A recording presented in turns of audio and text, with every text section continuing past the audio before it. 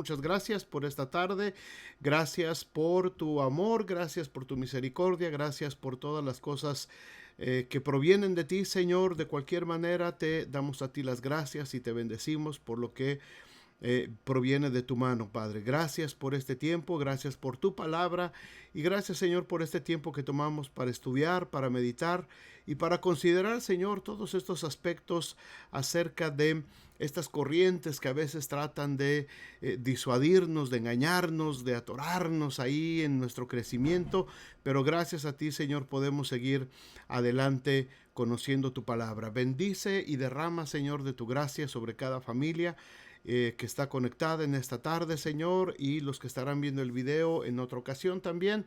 Bendice, Señor, y guárdanos en el hueco de tu mano. Amén. Amén. Bueno, pues abran sus Biblias entonces, hermanos, en la epístola de Judas, la carta de Judas. Judas, acuérdense, está pegadito. Apocalipsis es el penúltimo libro de la Biblia. Ahí está Judas, solamente son 25 versículos, es un solo capítulo, de hecho no se le ponen capítulos, solamente son versículos, son 25 versículos, pero en estos 25 versículos, Judas, el medio hermano de Jesús, hijo de José y María, hermano también de Santiago o Jacobo, el que escribe también la otra carta, nos habla, nos exhorta, nos amonesta, se entiende que él tiene una misión pastoral. Judas se entiende por lo que él escribe que él era un pastor, tiene un corazón pastoral y estaba preocupado por lo que estaba pasando con la gente, con los creyentes, con las iglesias de alrededor. Y él se dirige a su iglesia en una forma muy, podríamos decir ruda, podríamos decir fuerte. Sin embargo, su propósito no es regañar. El propósito de Judas no es alterar a los hermanos con los que está interactuando, sino más bien advertirles, exhortarles. A veces, hermanos, como pastores, como maestros, pareciera como que estamos hablando fuerte o como que estamos tratando de regañar a la congregación, pero no, es un afán solamente de hacernos entender lo que la Biblia nos está queriendo decir. Así es que vamos a ver de qué se trata estos siguientes dos versículos de la carta de Judas. Vamos a ver hoy los versículos 3 y 4. Recordamos nuestro bosquejo general. Estamos todavía en la sección 1, ahí arriba, donde dice infiltrados. Hace 8 días vimos el saludo. Hoy vamos a ver el inciso B, que dice cuál es el motivo de esta carta. ¿Cuál es el motivo de la carta que escribe Judas? Versículo 3 dice, amados,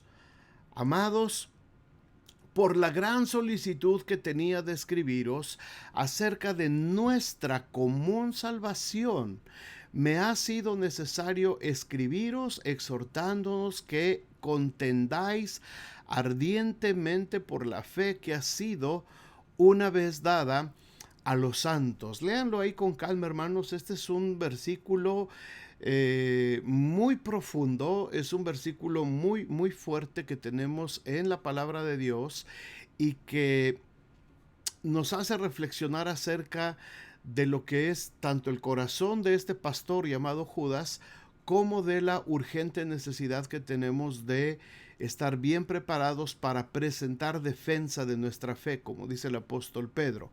Vamos a leerlo nuevamente. Dice, amados, por la gran solicitud que tenía de escribiros acerca de nuestra común salvación, me ha sido necesario escribiros exhortándoos que contendáis ardientemente por la fe que ha sido dada una vez a los santos, ha sido una vez dada a los santos. Vamos a ver de qué se trata, hermanos, esta exhortación que nos hace aquí Judas.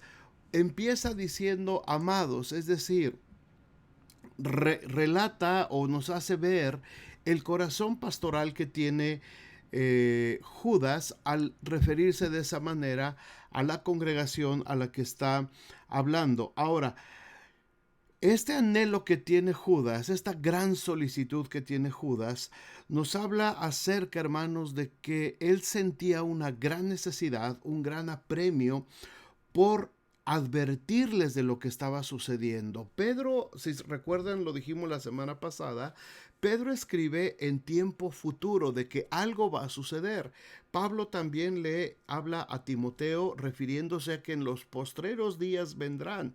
Pero Judas ya estaba empezando a vivir eso que Pedro y que Pablo habían anticipado, que ya habían visto ellos y que sabían que se estaba desencadenando a lo largo de las iglesias por donde iba creciendo el evangelio, estas mezclas, estos sincretismos de religiones paganas, de religiones místicas, de religiones que se burlaban hasta cierto punto de la divinidad de Jesucristo, pero que al mismo tiempo se mezclaban porque había cosas que les eran atrayentes del evangelio, y entonces se hacían unas mezclas muy raras, y estos falsos maestros, a falta de pastores en muchas de estas congregaciones, el evangelio estaba creciendo rapidísimo. Imagínense qué hermoso problema tenían los discípulos, porque el evangelio estaba creciendo por todos lados y hacían falta pastores por diferentes lugares para que hubiera congregaciones. Así es que al no tener los suficientes pastores sanos, formados en la sana doctrina,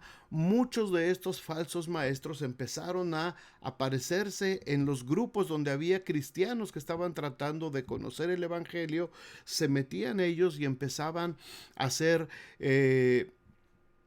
riqueza alrededor de ellos, o empezaban a desviarlos de la fe y empezaban a confundirlos con un montón de doctrinas falsas. Y ese es el apuro, esa es la angustia que tiene Judas al escribir esta carta. Ahora vean vamos a ver lo que dice poco a poquito aquí este versículo. Primero habla Judas acerca de nuestra común salvación. Al hablar Judas de esta común salvación, se refiere como si fuera un tesoro que se debe proteger. Es algo que debemos de cuidar. Es algo que tenemos en común. ¿Qué es lo que tenemos en común? Hemos creído en Jesucristo como Señor y Salvador. Tenemos una salvación que nos es común a todos nosotros.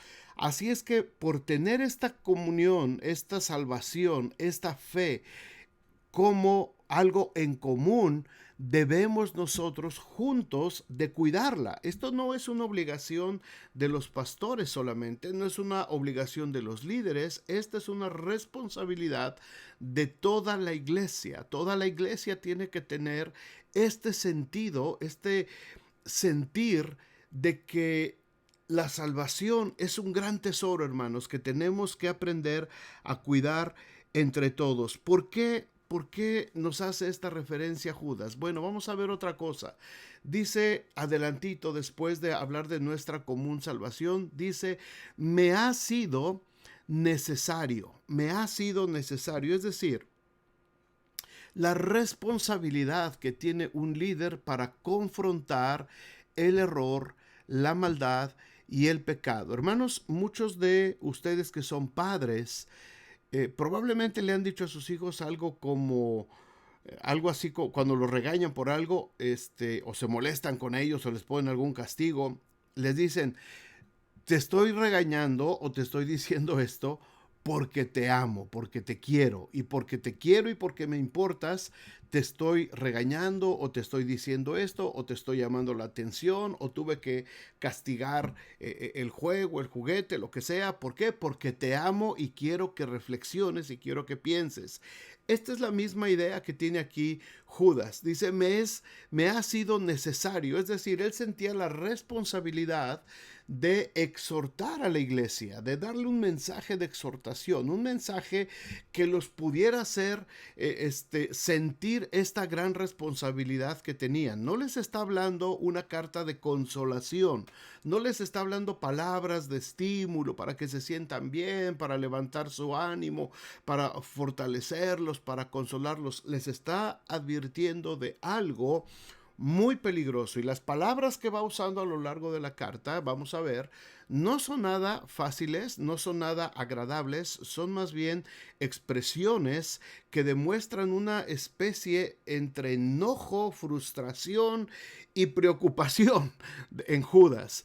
Es una mezcla de emociones la que tiene Judas, de ver cómo estos falsos maestros se están infiltrando en las iglesias. Así es que él habla acerca de que me ha sido necesario como una responsabilidad, como una gran responsabilidad que él tiene. La tercera cosa que vemos en este versículo, dice que los llama a contender ardientemente por la fe ante un enemigo, hermanos, muy activo, ante un enemigo muy fuerte, porque no ignoramos sus maquinaciones, como dice el Señor Jesús a través de Pablo. No ignoramos las maquinaciones de Satanás. Tenemos un enemigo muy fuerte, tenemos un enemigo que está muy activo, anda como león rugiente, dice Pedro, ¿verdad? Así es que debemos de poner en esto toda nuestra energía. Lo que está hablando aquí cuando dice contender la fe, la expresión original, lo que está expresando este término en el idioma original quiere decir consumir toda nuestra energía en. Eso significa contender ardientemente. Esta expresión es consumir toda nuestra energía en esto, buscando la victoria, buscando ganar esta lucha, ganar esta carrera. En este caso, hermanos, no, esta expresión no pierde su sentido básico porque aparece de esa forma, ¿verdad? Que tenemos que desgastarnos consumiendo nuestra energía con tal de contender ardientemente por la fe. Ahorita vamos a ver de qué se trata esta expresión de contender por la fe. No tiene que ver con pelearnos, no tiene que ver con echarle pleito a nadie. Ahorita lo vamos a ver en un cuadro muy detalladamente.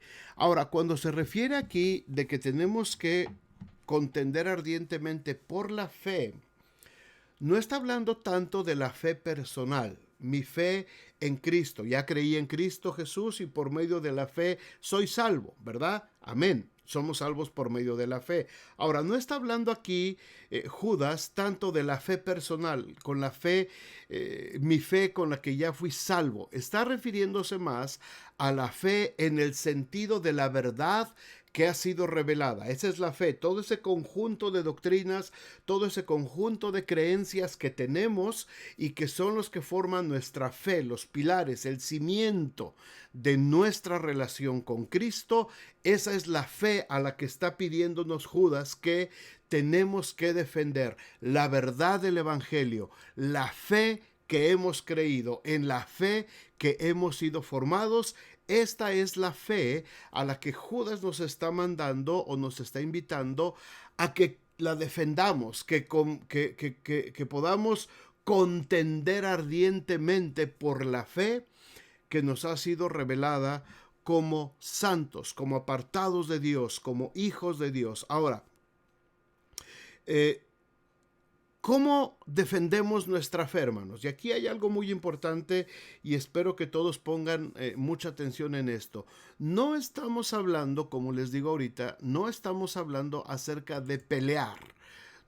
Tiene que ver con discutir, no tiene que ver con ponernos al tú por tú con la gente y que si alguien está diciendo algo, pues yo empiezo a repelarle y a decirle, pues te voy a echar a mi pastor para que él te ponga en su lugar. No se trata de eso, hermanos, no se trata de eso. Todos tenemos que tener una conciencia clara de lo que es poder contender ardientemente por la fe. Hay requisitos que tenemos que cumplir. Si quieres tú defender la fe, si quieres combatir ardientemente por la fe, cuando ves que alguien está diciendo algo incorrecto, si tú piensas que lo que está diciendo es incorrecto, tienes que tener argumentos.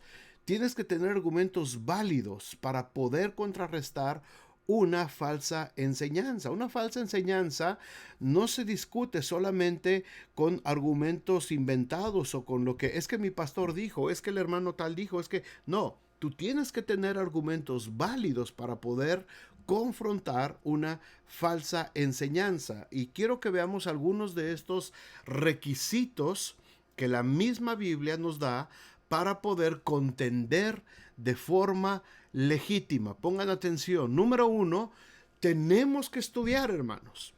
Tenemos que estudiar la palabra de Dios. No hay otra opción.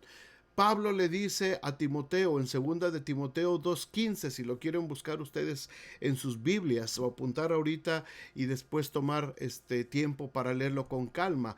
Pablo le dice a Timoteo que procure con diligencia presentarse a Dios aprobado como obrero que no tiene de qué avergonzarse y que traza muy bien la palabra de verdad. Eso es lo que Pablo le dice a Timoteo. Tienes que presentarte delante de Dios aprobado, aprobado.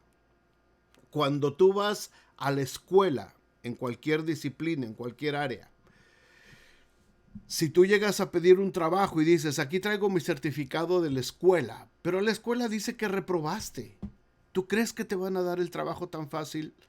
¿Tú crees que el manager o el supervisor se va a impresionar si llevas una boleta que dice, este señor o esta señora reprobó las materias, no se graduó, no terminó la escuela, está reprobada? ¿Tú crees que nos van a dar el trabajo?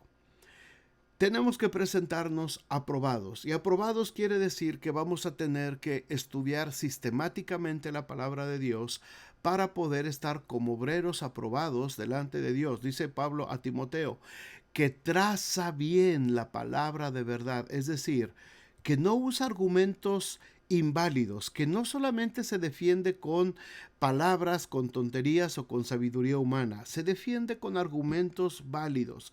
Ok, tú me dices que Jesucristo no es Jesucristo, ¿por qué me estás diciendo que Jesucristo no es el Hijo de Dios? ¿En qué te basas? Le puedes preguntar a alguien. Y no, pues es que ese es un invento del hombre. ¿En qué te basas de que es un invento del hombre? No, pues porque a mí me dijeron en la escuela de filosofía, a mí me dijo mi maestro de ética, a mí me dijo mi maestro de no sé qué. Ok, déjame decirte lo que la Biblia dice. Y entonces tú puedes empezar a argumentar. Pero si no tienes los argumentos válidos, si no has estudiado, ¿cómo vas a argumentar? ¿Cómo vas a saber lo que dice Romanos? ¿Cómo vas a saber lo que dice Hebreos respecto de la divinidad de Jesucristo? ¿Cómo vas a saber lo que dice Primera de Juan si no te has dedicado a estudiar? ¿Cómo vas a presentar un argumento? ¿Cómo vas a combatir ardientemente por la fe si no tenemos el estudio que necesitamos? Segundo requisito para poder argumentar válidamente ante una falsa enseñanza. Debemos de tener conocimiento. Una cosa es estudio. Una cosa es estudio y otra cosa es el conocimiento o la sabiduría que proviene de Dios. Y ahí tenemos Proverbios capítulo 2, los 8 versículos primeros del capítulo 2 de Proverbios nos hablan extensamente acerca de buscar la sabiduría, buscar el conocimiento de Dios. Si como a la plata la buscares, dice, y pudieras buscar con esa diligencia, vas a ver que la sabiduría te va a dar largura de días. Y ahí está hablando Salomón, el hombre humanamente hablando más sabio que ha pisado la tierra, por supuesto, excluyendo a Jesucristo. Salomón, ¿verdad? Él habla acerca del conocimiento, de la sabiduría, de ese deseo de incrementar nuestra sabiduría de parte de Dios. Puedo tener estudios, hay mucha gente que tiene muchos estudios, pero no tiene la gracia de Dios, no tiene la sabiduría de Dios para poder compartir los estudios que tiene. Hay gente que solamente es letra y la letra mata, la letra destruye. Cuando solamente agarras la Biblia como letra, como una materia solamente académica, te destruye, ¿verdad? Te confunde. Pero si le combinas con sabiduría de parte de Dios, si pones el conocimiento de Dios sobre tu estudio bíblico, entonces va a haber gracia para los oyentes. Otro recurso que necesitamos para poder combatir ardientemente por la fe es el discernimiento. Discernimiento. Hebreos 5, 13, 14 dice que el alimento sólido es para los que han alcanzado la madurez. Habla de madurez. El alimento sólido. Se necesita tener madurez. Tienes que discernir, aprender a discernir. Tienes una base de estudio, tienes una base del conocimiento de Dios, y eso te va a dar discernimiento en lo que estás escuchando. ¿Qué es lo que está hablando esta persona? ¿Qué es lo que está diciendo? ¿Se está confundiendo o tengo que esperar a ver si va a concluir de otra manera? A lo mejor lo está usando solo como un ejemplo y yo ya lo quiero quemar en leña verde. No. Tengo que tener discernimiento de lo que estoy escuchando, de lo que la otra persona está presentando, y ese discernimiento, por la madurez que hemos alcanzado en Cristo, nos va a poder dar una certeza de lo que creemos. Pablo le dice a los efesios que no seamos como niños fluctuantes, llevados por todo tiempo, por todo viento de doctrina, ¿verdad? Vas a una iglesia, te dicen una cosa y te lo crees. Vas a otra entonces, te dicen otra cosa y te lo crees. Vas a otra entonces y te dicen también otra cosa y también te la crees. Y de pronto tu mundo es un mundo de confusión. ¿Por qué? Porque no ha habido madurez espiritual. Y porque andas como niño fluctuante, ¿verdad? Todo lo que le dicen a los niños lo creen. Y si el abuelito le dice una cosa, lo cree. Y la abuelita le dice otra cosa y lo cree. Y la mamá le dice otra cosa y se lo cree. Y el papá le dice otra cosa y se lo cree. Y los hermanos mayores le dicen otra cosa. Y el pobre niño anda que no sabe dónde fincar su conocimiento. ¿Por qué? Porque no ha tenido la madurez.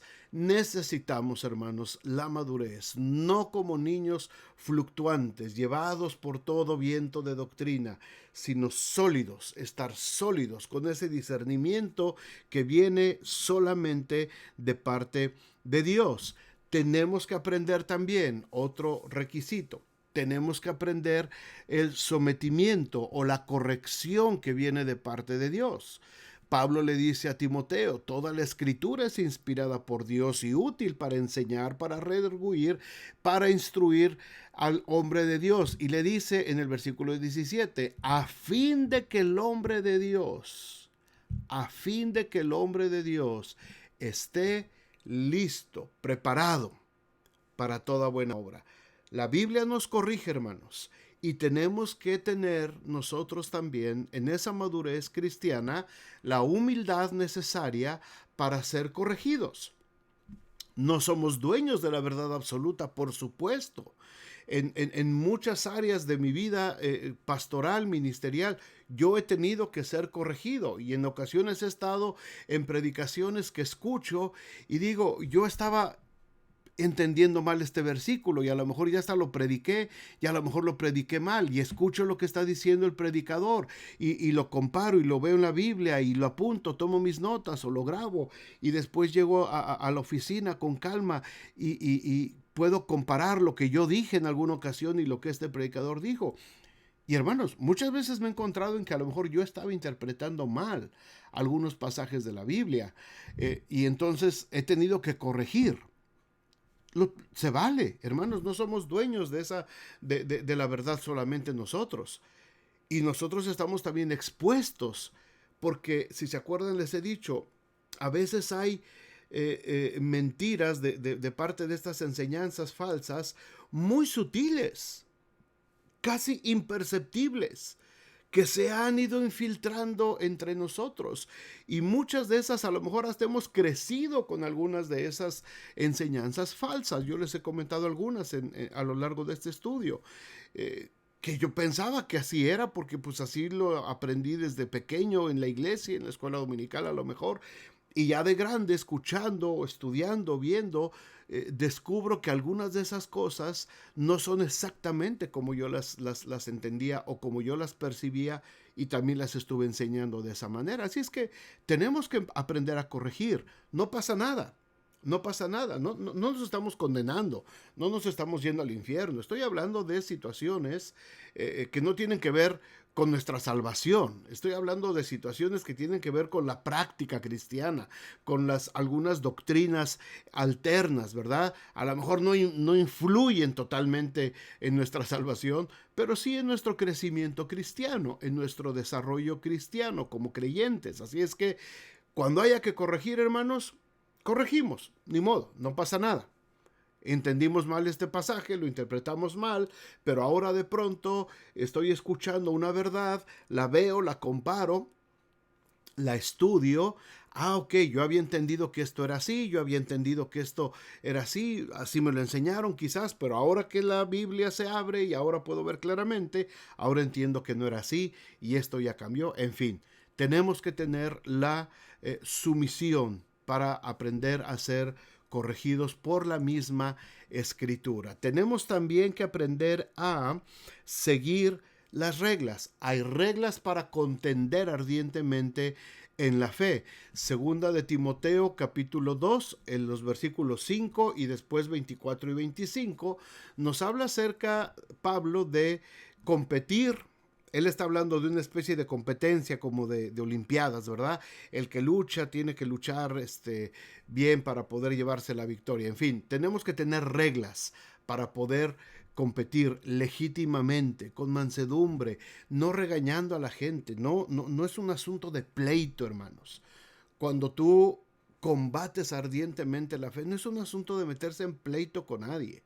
No es asunto de pelearnos, es asunto de exponer nuestros argumentos, los argumentos que la misma Biblia nos da, y poder sacar con mansedumbre, con amor, poder sacar al que está a lo mejor creyendo en error. Como alguna vez nos sacaron a nosotros de algún error, nosotros podemos ayudar también a que otros puedan salir del error. Así es que hay reglas que tenemos que seguir para poder combatir ardientemente por la fe. Amén. Hay reglas. Yo he conocido gente que le gusta discutir, que le gusta argumentar y son dueños de su verdad y son dueños absolutos. Yo no me meto a discutir y me han pedido, hermano, ¿podría usted hablar con esta persona y convencerla? No, no la voy a convencer porque él no quiere aprender. Él quiere imponer su verdad. Él quiere imponer su conocimiento y él quiere imponer lo que cree. Punto. Yo no tengo ahí nada que decir. Pedro dice que tenemos que presentar defensa del Evangelio ante todo aquel que demande razón de la esperanza que hay en nosotros. El que demande razón de la esperanza, el que me pregunte con mansedumbre, oye, ¿me podrías explicar esto? Porque a lo mejor yo lo estoy entendiendo mal. Perfecto, vamos a estudiar, vamos a leerlo juntos y ahí juntos podemos sacar una conclusión. Pero si alguien me va a querer confrontar, para querer imponerme su idea, su pensamiento, yo no participo de ese tipo de discusiones. Yo no entro en ese juego. ¿Por qué? Porque eso no es combatir ardientemente por la fe. Eso es entrar a pelear. Eso es entrar a una arena de boxeo y tratar de ver quién sabe más o quién impone más sus conocimientos y quién impone su propia verdad. Y eso, hermanos, no edifica. Eso no nos lleva a ningún lado. Cuando alguien llegue con ustedes y quiera confrontarles, ¿y por qué tú crees esto? ¿Y por qué piensas esto? ¿Y por qué crees que esto es verdad? Hermanos, si la persona tiene el deseo de conocer, si la persona tiene el deseo de crecer en Cristo y saber un poquito más acerca de el evangelio, entonces con todo amor y mansedumbre abrimos la Biblia y compartimos nuestros puntos de vista y combatimos ardientemente por la fe. Pero si esa persona lo que busca es una confrontación e imponer a como dé lugar su verdad, yo no juego, me retiro y yo no participo de ese tipo de mensajes. Algunos que me siguen en Facebook, sobre todo, a veces he puesto algunas verdades así del Evangelio que yo sé que a algunos les van a doler y a algunos les van a pisar los callos. Y sí, efectivamente, ¡pum!, inmediatamente saltan ahí.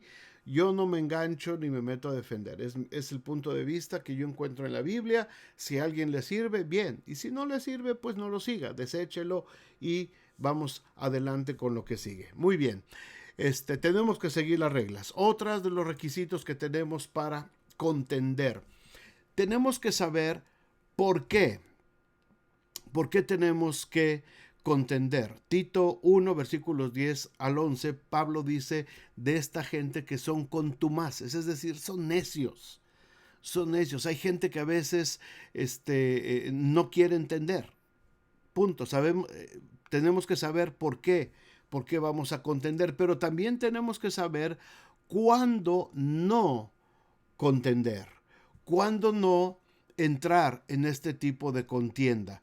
Todo el capítulo 14 de Romanos nos habla muy bonito de esto. Ojalá lo puedan leer si ya tomaron nota de estas lecturas bíblicas, que bueno, pero si no, léanlas por favor, estas lecturas bíblicas, y les encargo mucho Romanos capítulo 14.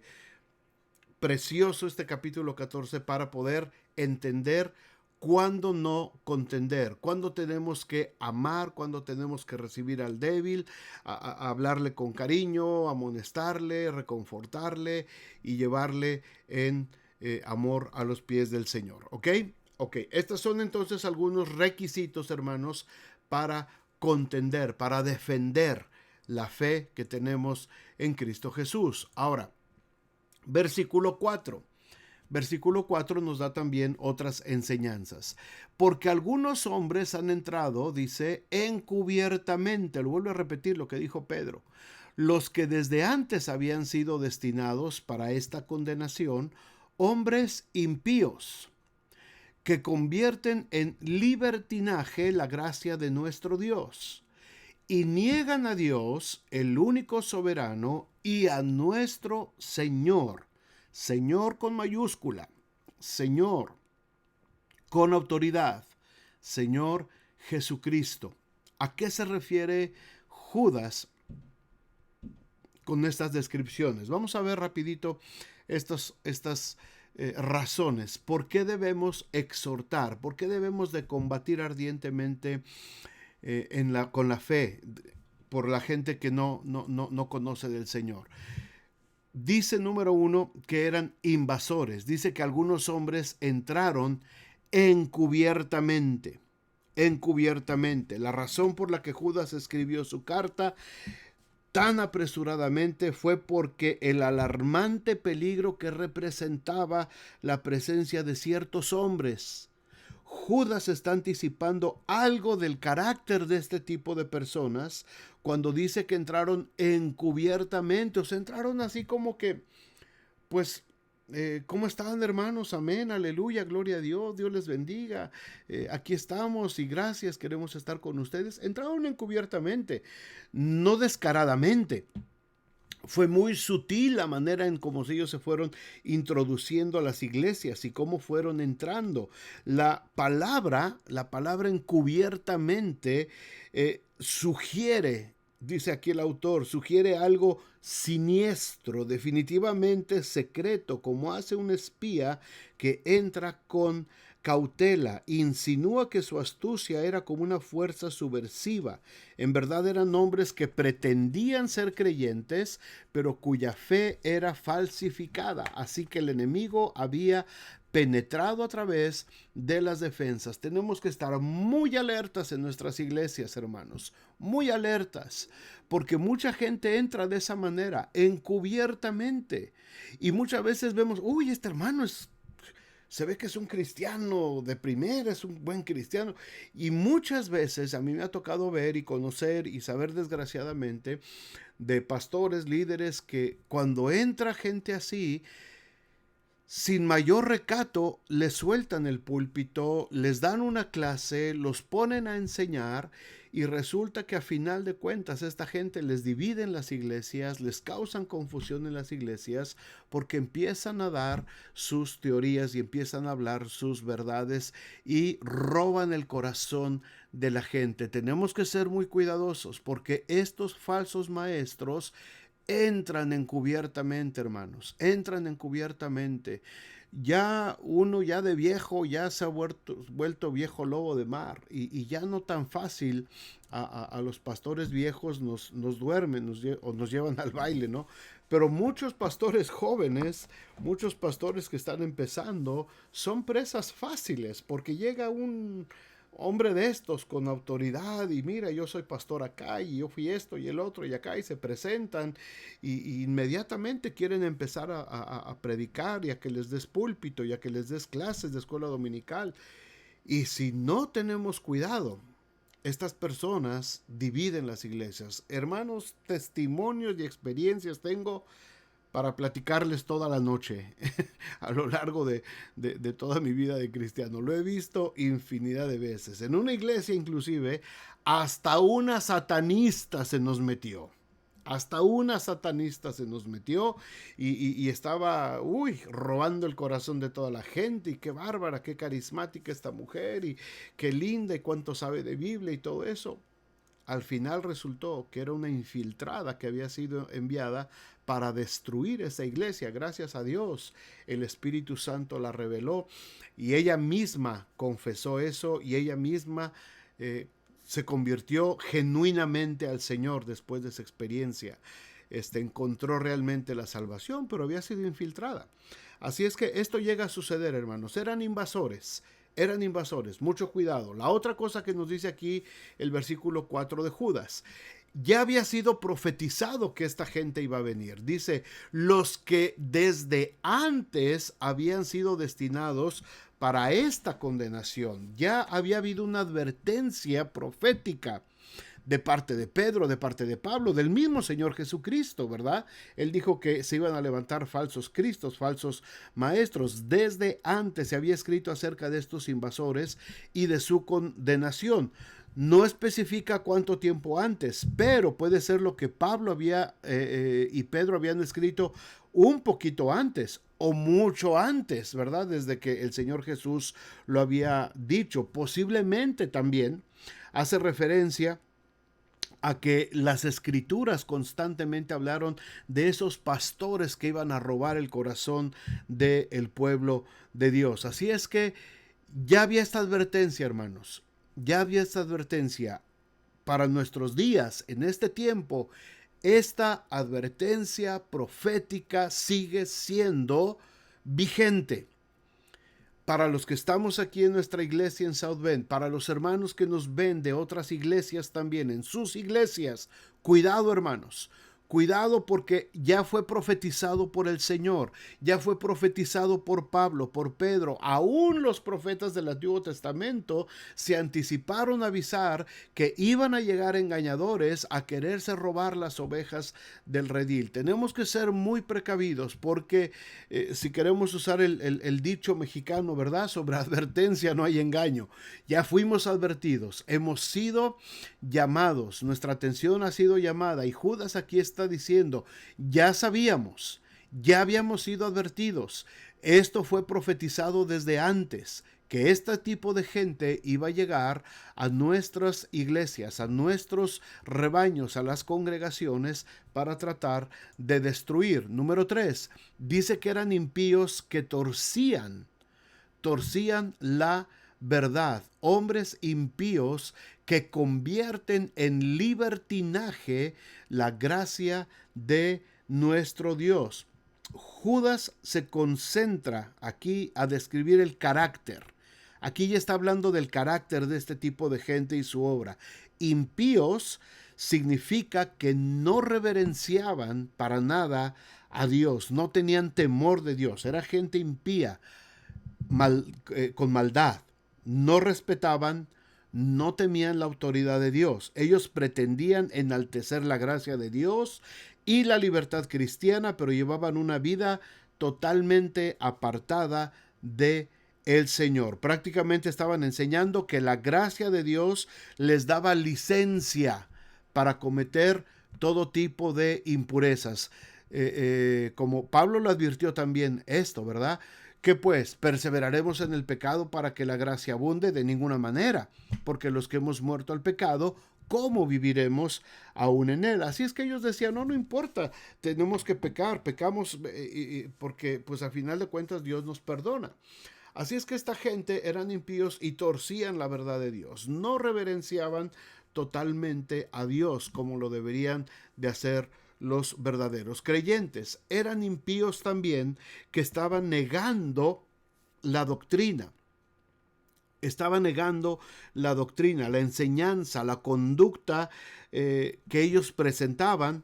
Por supuesto que negaba totalmente la persona y el carácter de Cristo, lo que al fin y al cabo es una negación de el Padre también. Aunque pretendían ser seguidores de Cristo, no aceptaban las demandas morales del Señor, repudiando así la persona divina. Si tú no estás de acuerdo con las normas de Cristo, estás repudiando sus normas de vida, ¿verdad? Es así de sencillo. El que haya usado aquí Judas este término, niegan a Dios, el único soberano. Es decir, no hay otra verdad más que la del soberano, la verdad de Dios, no hay más. No puedes venir a tratar, o alguien puede venir a la iglesia a tratar de acomodar una verdad diferente, o a tratar de que la verdad de Dios confundirla. Es una sola verdad. Dios es soberano, y por supuesto en esa verdad Jesucristo está respaldado. Así es que, hermanos, tenemos que examinar con detenimiento el medio ambiente que tenemos dentro de nuestros grupos, dentro de nuestras iglesias, dentro de lo que está también ahora dentro, podemos hablar dentro de nuestras redes sociales. Tenemos que examinar lo que hay en nuestro medio ambiente. No se trata, hermanos, de iniciar ahora un tiempo de inquisición evangélica, por supuesto. No se trata de que vamos a empezar una cacería para ver quién está en el error y quién está mal. No se trata de iniciar esto.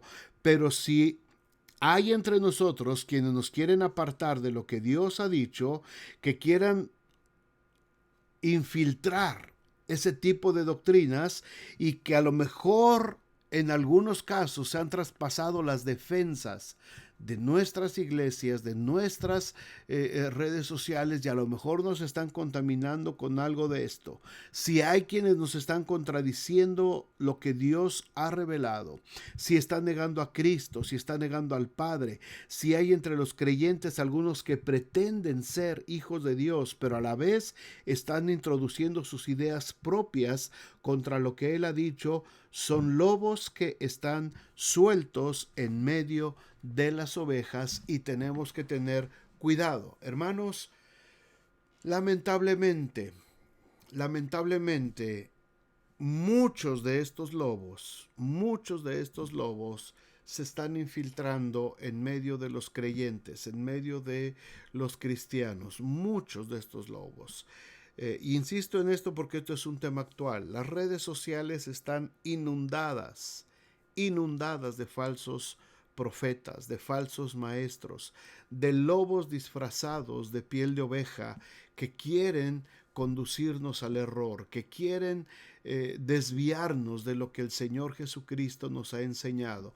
Y como hay tanta libertad ahora y tanta facilidad para escuchar palabra de Dios, el resultado, hermanos, es que la iglesia se está volviendo floja, se está volviendo perezosa para estudiar.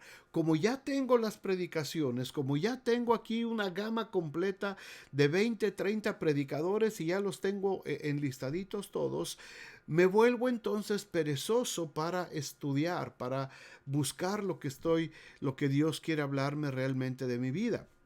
Recuerden los cristianos de la iglesia de Berea, en el capítulo, me parece, 17 o 18 de Hechos, cuando dice que Pablo predicaba a los hermanos de Berea, y dice que eran más nobles que los hermanos de Listra y los hermanos de Berea. Por eso yo creo que muchos institutos bíblicos se llaman Berea, porque los hermanos de Berea, dice el libro de Hechos, que después de escuchar a Pablo, nada más y nada menos que a Pablo, después de escuchar a Pablo predicar, dice que iban a sus casas y escudriñaban la escritura para ver si estas cosas eran ciertas.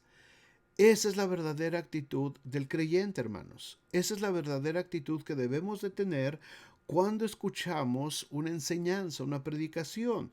Yo mismo no pretendo tener la verdad absoluta, y yo mismo pudiera yo estar infiltrado por alguna enseñanza no totalmente correcta.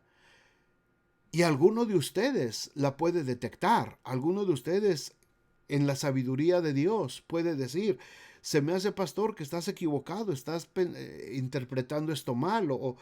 Eso sería fabuloso. Yo se los he dicho muchas veces aquí en la iglesia.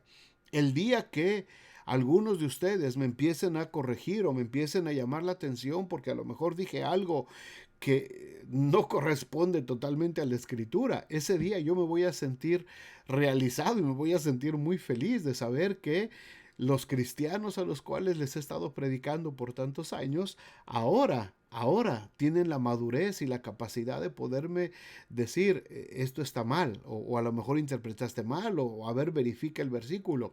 Hay dos personas en la iglesia que al día de hoy en algunas ocasiones sí me han corregido algunos versículos o me han corregido algo que dije un poquito diferente. Y se los agradezco, no les voy a decir quiénes son, ¿verdad? Pero hay dos personas que ya en alguna ocasión me han ayudado a corregir, porque pues no, uno no es perfecto, ¿verdad? Y a veces predicando, a veces en el calor de la predicación, se te cruza algún concepto y dices algún concepto o no lo explicas bien y eso puede dar origen a una falsa enseñanza. Así es que tenemos que ser, hermanos, muy cuidadosos. El tema y la invitación del día de hoy es: tenemos que combatir ardientemente por la fe. Combatir ardientemente no significa pelear, significa prepararnos, significa estudiar, significa pedir discernimiento de parte de Dios, significa madurez cristiana, significa entender cuándo debo de hablar y cuándo no debo de hablar, cuándo debo de exhortar y cuándo debo de consolar, cuando estoy frente a alguien que solamente me quiere confrontar y armar una discusión, y cuando estoy verdaderamente frente a alguien que tiene hambre, deseo de ser enseñado y de aprender las cosas de acuerdo a la palabra de Dios. Qué bendición va a ser, hermanos, cuando veamos muchos cristianos en un nivel tal que puedan combatir ardientemente por la fe en el nombre de Jesús. Va a ser una bendición y va a ser algo que va a poder tener influencia para muchas generaciones y vamos a poder capacitar a la generación que viene abajo de nosotros para poder tener una seguridad acerca de nuestra común fe, de nuestra salvación, acerca de la vida eterna que tenemos en Cristo Jesús. Amén. Dios les bendiga, hermanos. Este es el estudio de hoy. Vamos a darle gracias a Dios, vamos a ponernos en manos de Dios. Si alguien tiene alguna pregunta, con mucho gusto la podemos compartir hoy. Creo que todos estamos bien. Gracias, entonces. Vamos a orar, hermanos, vamos a darle gracias a Dios. Y piensen en esto, hermanos, piensen en esto. Tenemos que aprender a combatir ardientemente por la fe, pero con razones, con argumentos válidos. Vamos a entrar a pelear, pero en el espíritu, no en la carne.